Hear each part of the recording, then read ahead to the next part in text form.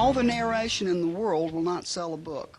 You must be able to capture that, I don't know, I guess you'd call it a dynamic between the characters, so that you can make them funny or happy or sad or angry, and so that when people read that, they react in that way to it. It sounds like a very simple thing to make people feel what you want them to when you're writing, but it's not.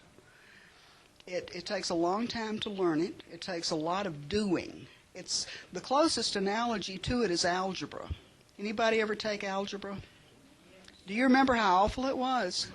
And the only way you did it was you did it and you did it and you did it constantly. When I was studying algebra, I'd come home from school and I would do algebra for 3 hours. I wasted, there are dead trees everywhere from where I did this. I learned algebra, but that was how I had to do it. Writing is the same thing. The more you do it, the more you practice, the better you get. And it doesn't hurt to listen to other people talk about it or to read books on how to. They may not tell you exactly how to get published, but they will give you the pattern that you follow to learn how to write. Getting published, I don't know. I tend to think it's 20% talent and 80% persistence, because there are an awful lot of people out there who can write wonderful books, but they don't have the persistence. And it's very challenging not to let your ego end up in your shoes when you get one rejection slip after another. I still have all mine, by the way. 2 boxes full.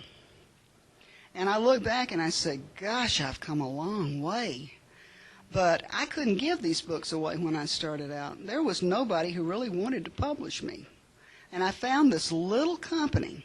And I'll tell you this, if any of you ever want to write professionally, find the genre that you want to write in, and then go to your local bookstore or your local library and look for the newest house being published in that genre. That's what I did. There was this little company called McFadden Paperback Romances. And I figured they would need new writers and that they probably couldn't get the really big names that Harlequin had, so I might have a chance to get my foot in the door. So I sent them a proposal.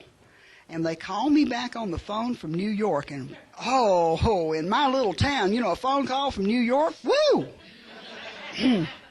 That was really something. And she says, we like your book. Why don't you finish it and send it in? We'll probably buy it. Those old days of yore. So they did buy it, and they bought 9 more as fast as I could write them. And then just when I was on the top of my game thinking, I can quit the newspaper and come home and write books, they went bankrupt. So the editors knew they were going to go under. They told me you need to send something over to Silhouette. Now, Silhouette at that time was a new house competing with Harlequin. And they had writers like, they had Ann Mather and Elizabeth Hunter and Ann Wheel and Ann Hampson and Violet Winspear. I mean, they had some really, really big names. These people were published all over the world. I said, they'll never take me. She says, yes, they will. Send the book. Well, I had a partial. A partial is like an outline in 2 chapters so they can see whether or not you actually can put 2 words together and make sense.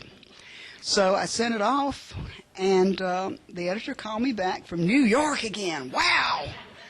And she says, we really like your book, but we're very, very specific on what we will buy. She said there are rigid guidelines. So she said, we've okayed your plot, but you must stick to it completely and finish the book and send it to us. So I thought they're never going to accept it. They just never are. My ego was down even with the soles of my shoes. But I finished it in between writing assignments and sent it back. And the editor calls me up a week later and she says, we're going to buy your book, but she says, you're so good that we're not going to pay you the usual advance. We're going to double it. I quit my job the same day.